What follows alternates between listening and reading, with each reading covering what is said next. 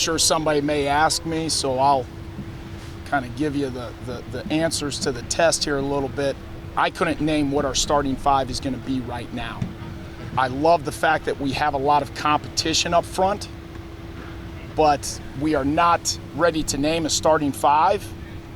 And I would say we have 8, and we're working on that 9th to be in the mix. I still would anticipate that we will get to a rotation within the guys up front. Whether that's 7, whether that's 8, I tell those guys it's up to them. If they deserve to play, their teammates trust them, then they're going to be in there playing. That's a great question. Been very pleased with Katori Leviston right now. And Andrew Leingang is continuing to develop on it. And to me, the great thing, and if you guys would see, we still have, Cooper Beebe, who's proven to be pretty good at that position as well.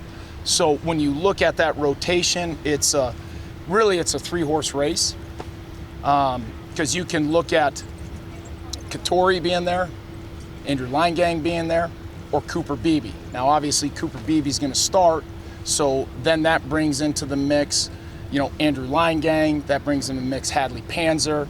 That brings into the mix with Carver Willis as well, and Dawson Delforge and Taylor Poitier.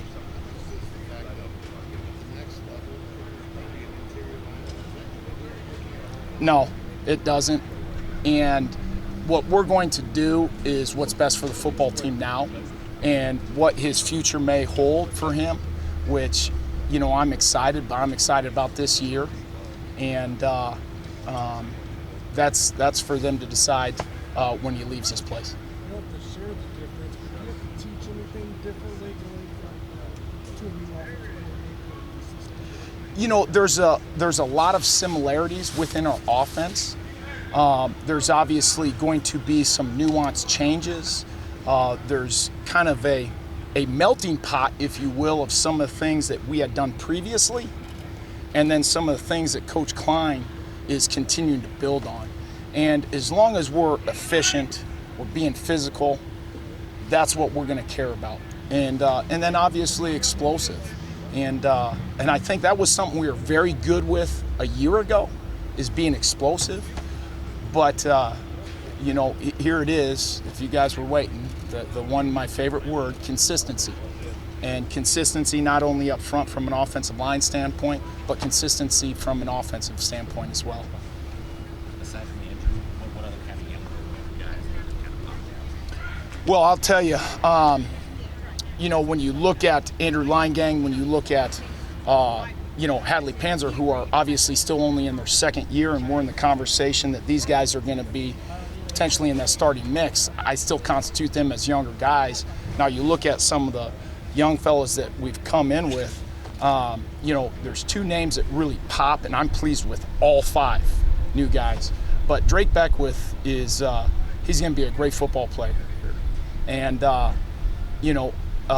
one of the strongest guys on the offensive line is Michael Capria out of Kansas City. And I couldn't be more pleased with him for a guy who's never played center. And we recruited him as a center. And to see where he's at right now, I couldn't be more pleased. John Pastore, he looks a little bit different. The guy's got like a 29-inch vertical leap, very similar to me. And then you look at Jalen Clem. And, certainly we can't forget, I really like how Alex Key is continuing to develop as well from a physicality standpoint. So if I were going to say 2 names that pop, you're going to look at Beckwith, and you're going to look at Capria right now. And they've gotten reps with the twos. Talk a little bit about KT. Could you kind of share just how he's progressed since he's been? We joke about it, and we joke about it from a maturity standpoint.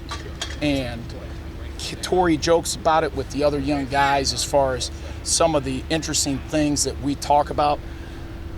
Whether or not he's the starting left tackle, whether or not he's this or that, I cannot be more pleased and more happy for Katori with the development that he's had and growth he's had as a young man. Here's a guy who's graduated from college, and comes from a tougher situation. He's taking grad school right now. He's got a great attitude, and I would be remiss if I would not say that the impact of Coach Carroll and his entire staff have had on that young man. It is, I get chills thinking about that guy.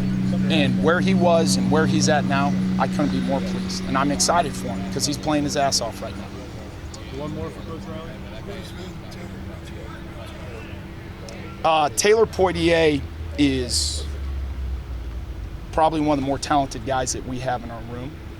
He has not played really in a year and a half. You know, he had a surgery in the spring of 2021.